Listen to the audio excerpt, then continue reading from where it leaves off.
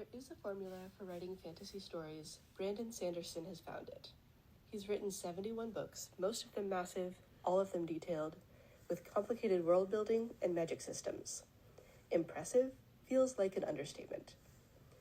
However, I think he takes the formula approach too far.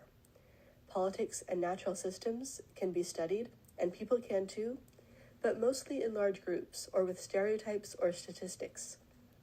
When you want readers to root for your characters, to see them as people and individuals, I don't think they should turn into statistics. Sanderson gives complicated backstories and motives for some of his main characters, like Vin and Kelsey are from Mistborn, but his side characters often feel one note. Hammond will always discuss philosophy, Breeze will always be charming and possibly manipulative. Clubs will always be grouchy. The characters in Tress of the Emerald Sea and the Frugal Wizard's Handbook for Surviving Medieval England are even worse offenders. Sanderson has a video where he says that these sorts of single traits serve as signposts, identifying the character for the reader. The trouble with signposts, of course, is that they don't move. Because Sanderson's characters are always hitting that one note, they are not multifaceted like normal people. They don't seem to change or develop very much. They never stop being philosophical or charming or grouchy. And different sides of those traits are not developed. What if Hammond became wise over time instead of just philosophical? Or Breeze became gentlemanly? You can build characters by assembling traits, but building realistic, malleable people by formulas doesn't seem to work. So, what does? I realize that I have published one book to Sanderson's 71+, and it feels a little arrogant to claim that I have a way to improve on his formula. I'm not trying to offer a formula. There are different ways of writing characters. Try these out, see if they work. Number 1. Base characters on people instead of archetypes or traits. For instance, instead of writing a mom character, base the motherly figure off of a mom that you know. If you write something from the real world, it will be in your own style, unique to you, and realistic. Even if you're a beginning artist, you can still notice details that another would not, and include them. It's also not likely to result in cliches. However, if you copy an archetype, the goal is to either make an accurate copy or subvert it. People compare it to the original, see how close or far away it is. They may focus on the original instead of your character, the archetype instead of the person. Number 2.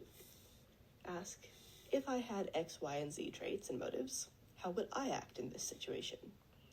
This will help you get beyond traits into driving causes and resulting effects of those traits. Why does that character have that trait? How did that trait affect his relationships and actions at all levels of his life? Instead of, he discusses philosophy whenever he can. The trait can become, he likes philosophy, so his friends go to him with help with dilemmas. He's good with people. He can sound smart about anything, and he has strong opinions on and will defend X, Y, and Z philosophies. The trait becomes the reason for many of his actions, instead of always resulting in the same action. Option 3. Ask, what will make that character stop doing their trait? Yes, the comic relief character should be funny, but does he have enough self-awareness and respect for others to not crack jokes at a funeral?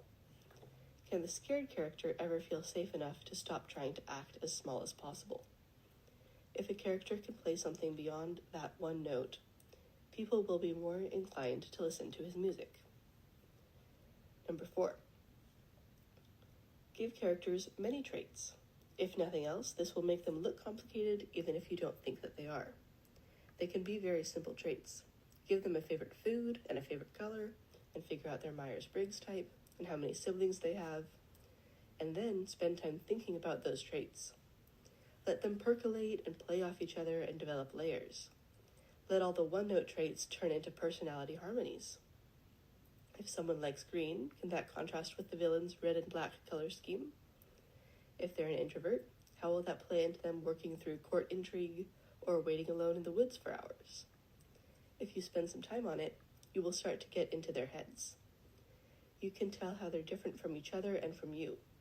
They will start to become people instead of trait compilations. Number 5.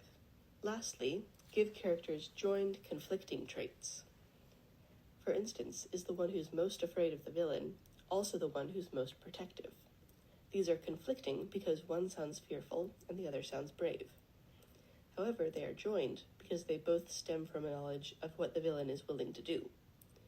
This gives the character at least two facets and more options for possible actions. Instead of, oh, here comes X, that means Y is about to happen. Readers will ask, what is X going to do? Will he cower or will he defend his friends? I hope these tips will help bring your characters to life.